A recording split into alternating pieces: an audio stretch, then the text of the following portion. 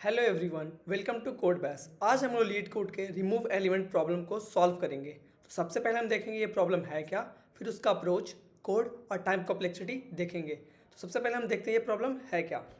तो हमें दिया हुआ given an integer nums and integer val. हमें एक नम्स नाम का एरे दिया होगा और एक वेरिएबल दिया होगा इंटीजर टाइप का val. Remove all occurrence of val in num in place. तो हमें नम्स नाम के एरे में वैल के सारे अकरेंस को रिमूव करने होंगे। द ऑर्डर ऑफ एलिमेंट में भी चेंज, ऑर्डर एलिमेंट का जो ऑर्डर होगा वो में भी चेंज हो सकता है। Then return the number of element in nums which are not equal to val. तो हमें नंबर ऑफ एलिमेंट रिटर्न करना जो नॉट इक्वल टू वैल है, जो वैल के इक्वल टू नहीं है वो नंबर ऑफ एलिमेंट बताना है। तो आइए हम देखते हैं प्रॉब्लम है क्या। तो हमें ये एरे दिया हुआ है, तो इस एरे में हम देख रहे हैं कि हमारा जो वैल है वो 3 है और इस एरे में 3, 2, 2 और 3 पड़ा हुआ है। तो ये 3 को जाएगा, 3 को स्किप कर देगा, 3 को हमें काउंट नहीं करना। फिर 2 पे जाएगा, 2 को हम काउंट करेंगे और फिर इस वाले 2 को काउंट करेंगे, फिर इसे हम काउंट नहीं करेंगे। तो इस केस में हमारा आउटपुट 2 आएगा। हम इसे एक बेटर एग्जांपल के थ्रू समझते हैं कि कैसे चल रहा है। तो सबसे पहले हम एक काउंट वेरिएबल बना लेंगे और उसे 0 से इनिशलाइज कर देंगे। अब हम क्या करेंगे, अपने एरे के पहले इंडेक्स पे जाएंगे और चेक करेंगे क्या वो एलिमेंट हमारे वैल के इक्वल टू है। तो अगर वो वैल के इक्वल टू होगा तो कुछ नहीं करेंगे, स्किप कर देंगे। और अगर नहीं होगा तो उस केस में हम उसे काउंट को इंक्रीज कर देंगे अपने। तो पहला जब एलिमेंट हम चेक करेंगे तो 0 होगा, जो वैल के इक्वल टू नहीं है, तो अपने काउंट को इंक्रीज कर देंगे और एरे में एक आगे बढ़ जाएंगे। फिर नेक्स्ट एलिमेंट पे चेक करेंगे, वो भी हमारे वैल के इक्वल नहीं होगा, तो हम अपने काउंट को इंक्रीज कर देंगे, फिर आगे चले जाएंगे। फिर नेक्स्ट एलिमेंट वैल के इक्वल टू होगा, तो उस केस में कुछ नहीं करेंगे, सिर्फ हम आगे बढ़ जाएंगे। फिर नेक्स्ट वाले एलिमेंट पे हम जाएंगे, उस केस में भी वैल हमारा कुछ नहीं वैल के इक्वल टू होगा, तो उस केस में कुछ नहीं करेंगे, हम आगे बढ़ जाएंगे। नेक्स्ट वाले एलिमेंट पे हम जाएंगे तो चेक करेंगे, तो वो वैल के इक्वल टू नहीं होगा, तो उस केस में अपने काउंट को इंक्रीज कर देंगे। और फिर हम नेक्स्ट वाले एलिमेंट पे जाएंगे, चेक करेंगे, वो भी हमारे वैल के इक्वल टू नहीं होगा, हम अपने काउंट को इंक्रीज कर देंगे। फिर नेक्स्ट वाले एलिमेंट पे जाएंगे, उससे भी हम कंपेयर करेंगे, तो भी हमारे वैल के इक्वल नहीं होगा, तो उस केस में भी हम काउंट को इंक्रीज कर देंगे।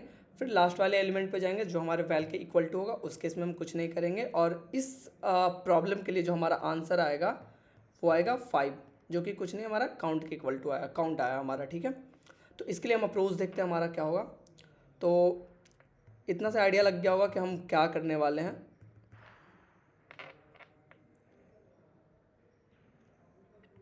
तो सबसे पहले हम क्या करेंगे, काउंट नाम का वेरिएबल बना लेंगे जिसे 0 रखेंगे। फिर हम क्या करेंगे कि एक लूप लगाएंगे जिसमें हम एरे पर ट्रेवर्स करेंगे 0 to n तक, और उसके अंदर हम चेक करेंगे कि इफ़ अगर हमारा जो एलिमेंट है वो वैल के इक्वल टू है तब तो स्किप कर देंगे, अगर नहीं है तो हम काउंट में अपने रखेंगे। और जब हम काउंट पे अपने रख रहे होंगे तो हम उसे अपने एरे में अपडेट करेंगे। अपडेट कैसे करेंगे वो भी देखते हैं। तो nums of i is not equal to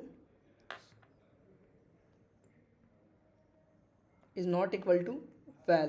तो जब वैल के इक्वल टू नहीं होगा तो हम क्या करेंगे, नम्स ऑफ काउंट मतलब काउंट वाले इंडेक्स पे जा करके उसे रखेंगे और साथ के साथ काउंट को हम इंक्रीज कर देंगे। क्या डालेंगे हम, नम्स ऑफ आई।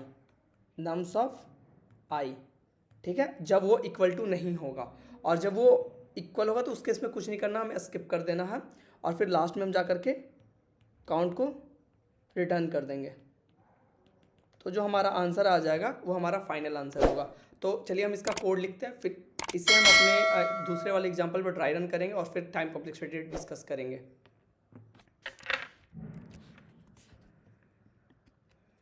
तो यहाँ पे हम कोड लिखते हैं अपना, इंट काउंट इक्वल टू 0। फिर हम लूप लगाएंगे for int i equal to 0, i is less than nums dot size i plus plus. फिर हम क्या करेंगे, हम चेक करेंगे if nums of i is not equal to val. अगर जब हमारा वैल के इक्वल टू नहीं होगा तो हम क्या करेंगे, नम्स ऑफ काउंट मतलब काउंट वाले इंडेक्स पे हम जा करके उसे रख देंगे, नम्स ऑफ आई को रख देंगे और काउंट को इंक्रीज कर देंगे। इसे जब हम ट्राई रन करेंगे तब समझ में बेहतर आएगा। इक्वल टू नम्स ऑफ आई और लास्ट में जा कर के रिटर्न कर देंगे काउंट। तो इसे हम रन करके देखते हैं,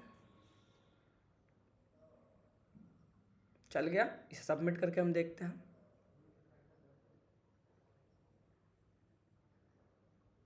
सबमिट भी हो गया। तो अब देखते हैं हम अपने दूसरे वाले एग्जांपल के लिए कि चल कैसे रहा है। तो अभी के लिए हम ये काउंट सारा यहाँ से हटा देते हैं और ये 0 है। अब क्या है कि हम सबसे पहले क्या करेंगे, एक अजम्पशन के लिए मान लो कि हम एक अलग एरे बना रहे हैं जो एरे का इंडेक्सिंग काउंट से स्टार्ट होगा। सॉरी,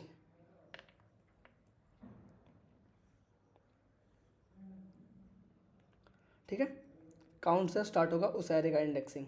तो यहाँ पे जो पॉइंट करा होगा, क्या पॉइंट करा होगा, काउंट, ठीक है।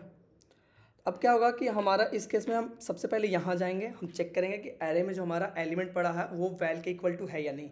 तो नहीं होगा, तो नहीं होगा तो हम क्या करेंगे, पहले उसे हम अपने एरे में डालेंगे काउंट वाले इंडेक्स पे, फिर काउंट का जो इंडेक्स है वो इंक्रीज कर देंगे। तो अब जो हमारा काउंट है जो यहाँ पॉइंट कर रहा होगा, ठीक है। फिर हम नेक्स्ट यहाँ जाएंगे, नेक्स्ट वाले एलिमेंट पे चेक करेंगे, फिर चेक करेंगे कि क्या वो वैल के इक्वल टू है, तो नहीं। तो उस केस में क्या करेंगे, हम अपने एरे में उसे डालेंगे, काउंट को इंक्रीज करेंगे और अब हमारा काउंट यहाँ पॉइंट कर रहा होगा। फिर हम नेक्स्ट वाले एलिमेंट पे जाएंगे, एरे में चेक करेंगे क्या वो वैल के इक्वल टू है, तो यस, कुछ नहीं करेंगे, स्किप कर देंगे, हमारा काउंट सेम जगह पे रहेगा। फिर नेक्स्ट वाले एलिमेंट पे जाएंगे, फिर चेक करेंगे सेम वैल के इक्वल टू होगा, कुछ नहीं करेंगे, स्किप कर देंगे, आगे मूव करेंगे। फिर हम 3 पे आएंगे, तो जब हम 3 पे आएंगे तो चेक करेंगे क्या ये वैल के इक्वल टू है, तो उस केस में वैल के इक्वल नहीं होगा। तो तब हम क्या करेंगे कि हम इसे अपने एरे में ऐड करेंगे, काउंट को इंक्रीज करेंगे, अब हमारा काउंट यहाँ पॉइंट कर रहा होगा। फिर हम नेक्स्ट वाले एलिमेंट पे जाएंगे, चेक करेंगे क्या वैल के इक्वल है, तो नहीं। तो उस केस में हम वापस से उसे अपने एरे में ऐड करेंगे, काउंट को इंक्रीज करेंगे, अब हमारा काउंट जो है यहाँ पॉइंट कर रहा होगा। फिर नेक्स्ट वाले एलिमेंट पे हम जाके चेक करेंगे क्या वो काउंट के वैल के इक्वल टू है, तो नहीं। तो उस केस में वापस से हम काउंट को इंक्रीज करेंगे और यहाँ पे डालेंगे, उसके बाद हम इंक्रीज करेंगे। फिर हम नेक्स्ट वाले एलिमेंट पे जाएंगे, चेक करेंगे क्या वैल के इक्वल टू है, तो यस, फिर हम कुछ नहीं करेंगे, तब हमारा एरे खत्म हो चुका होगा। तो हमारा जो टोटल काउंट होगा वो 5 होगा, टोटल काउंट जो होगा हमारा वो 5 होगा। बट जो हमारा एरे होगा, फाइनल एरे होगा रिमूव करने के बाद, वो ये होगा, ठीक है। तो ये होगा और इसका जो टाइम कॉम्प्लेक्सिटी होगा उसमें हम वो होगा, हमने एक फॉर लूप यूज किया जो कि 0 से लेकर के n तक जा रहा, तो यानी कि ऑर्डर ऑफ n हमारा टाइम कॉम्प्लेक्सिटी होगा।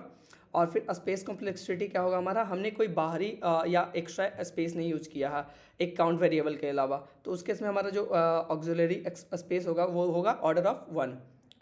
Okay, thank you. अगर वीडियो अच्छा लगा होगा तो वीडियो को लाइक कर देना, चैनल को सब्सक्राइब कर देना और कमेंट करके बता देना वीडियो कैसी लगी हो। और